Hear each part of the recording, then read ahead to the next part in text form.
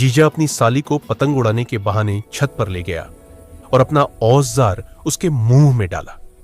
कभी कभी सबसे बड़ा खतरा अजनबियों से नहीं, घर के अंदर मुस्कुराते चेहरे से आता है। मकर संक्रांति का दिन था। हर छत पर रंग बिरंगी पतंगे उड़ रही थी। हवा में त्योहार की खुशबू थी और दिलों में बेफिक्री। साली नेहा मायके आई हुई थी। घर में चहल पहल थी, हंसी, बातें और रिश्तों की गर्माहट। तभी जीजा राहुल ने मुस्कुराकर कहा, आज हवा कमाल की है, चलो छत पर पतंग उड़ाते हैं। रिश्ता अपना था, इसलिए शक की कोई वजह नहीं थी। छत पर शुरुआत बिल्कुल सामान्य थी। हंसी, मजाक, रंगीन पतंगे, डील देती डोर। कुछ देर बाद राहुल ने बोतल आगे बढ़ाई। धूप तेज है, पानी पी लो। नेहा ने बोतल ली, ढक्कन खोला और अचानक रुक गई। जीजा, इस पानी की गंध कुछ अजीब सी है।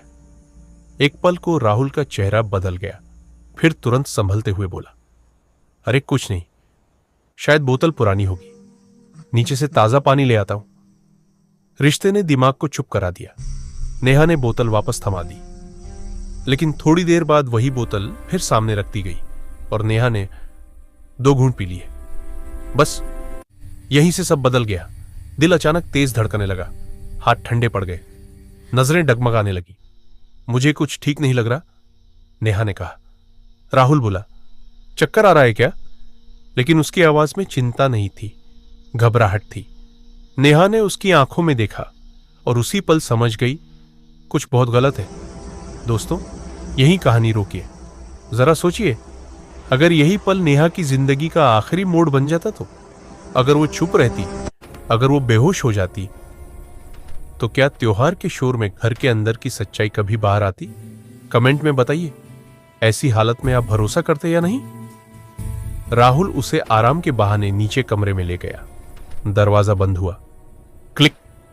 कमरा अंधेरा था। बाहर पतंगों की आवाजें थी, अंदर सन्नाटा। नेहा बिस्तर पर लेटी थी, पलकें भारी थी, लेकिन दिमाग पूरी तरह जाग रहा था। यह सिर्फ थकान नहीं है, उसका दिल चिल्ला रहा था। राहुल बोला, आराम करो, सब ठीक हो जाएगा। लेकिन अब उसकी आवाज में अपनापन नहीं था। नेहा ने आंखें पूरी तरह बंद नहीं की। वो देख रही थी, राहुल के हाथ कांप रहे थे। दरवाजा क्यों बंद किया? नेहा ने कमजोर आवाज में पूछा। बाहर शोर है, वो बोला।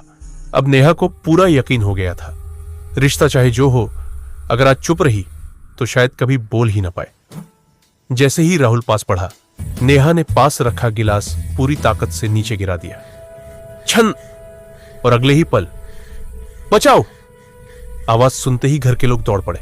दरवाजा खुला, रोशनी अंदर आ गई। नेहा जमीन पर बैठी थी, कांपती हुई, डरी हुई, लेकिन जिंदा।